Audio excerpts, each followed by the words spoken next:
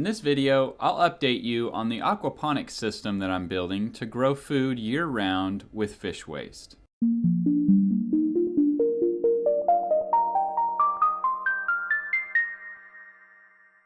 Aquaponics is a system of growing plants in water like hydroponics with one main difference. A large tank of fish is incorporated into the system to provide an ongoing, built-in source of fertilizer for the plants. This makes an amazing way to be prepared for whatever comes your way, because you can harvest the fish along with the plants if you had to depend on your own sources of food. But getting into the whats and whys isn't the point of this video. In my last video this past winter, I thoroughly tested my outdoor fish tank to make sure that I could successfully keep fish alive all winter long with a single aquarium heater. It worked well and none of the fish died. Now it's time to build out the rest of the system. Before I get into the build, let me just say that I'm not an aquaponics expert. I'm also not following other people's designs or best practices. I'm building this system from scratch for as cheap as possible as a learning project. The way that I learn best is by doing, not by watching a video of someone else doing it or reading a how-to guide. So please keep that in mind.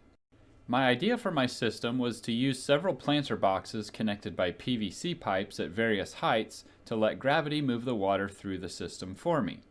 If I had to do it all over again, I would probably have just used one large planter. But again, I'm just experimenting and playing around.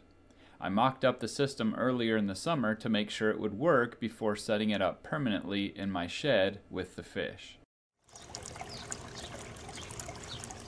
Water enters into the first planter with assistance from a DC-powered bilge pump inside the fish tank, and then cascades down through the planters to the fourth planter where it exits and drains back to the fish tank. I had to use a voltage regulator to control the power of the pump because it was pushing too much water and overwhelmed the drains. But after dialing in the voltage, I was able to get it stable and functioning properly. You'll notice that I have a plastic washing machine pan underneath to catch any leaks or splashes. Each of the planters has an inlet and outlet connector like this with a rubber gasket to try to keep it watertight. With the mock-up successful, I built a permanent wooden stand for the system in the shed. I used 2x4s and anchored the whole stand to the side and floor of the shed to make it extremely strong so it could hold hundreds of pounds easily. I made it a few feet higher than the fish tank, with enough space in between so I could crawl around and mess with plumbing and electrical. This stuff is not movable after it's full of water, so I had to plan ahead how I would do maintenance. Next, I reassembled the planters and PVC pipes on the stand.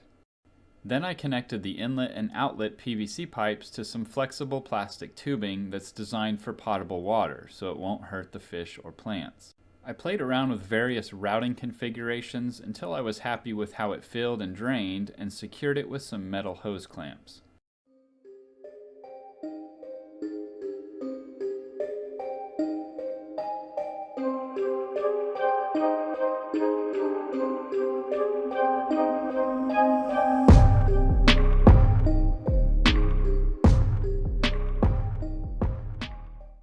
I filled the planters with red lava rock because it has a lot of surface area for bacteria and will help to hold the plants in place and keep them from floating around and blocking the inlets and outlets.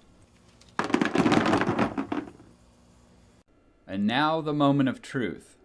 Will the last year's worth of sketching, testing, building, and reconfiguring pay off? Kinda. It isn't a smashing success, but it does work. Water flows through the system fine, and there are no major leaks. Again, there are 100 ways I could have done this better. One of the challenges that's pretty obvious after observing the system run for several hours is that I need to use a different pump, or find a more precise voltage regulator. I walk away from the system for an hour and come back, and the output from the pump is either much lower or much higher than when I walked away. Part of that may have to do with the voltage in the solar panel system that powers this setup. There may be slight variations in the voltage as the battery charges and discharges. So I either need to change the pump and/or regulator or move to a timer-based system that cycles the pump on and off for a few minutes every hour or so. But those are things that can be pretty easily fixed, so I'm satisfied with how it turned out.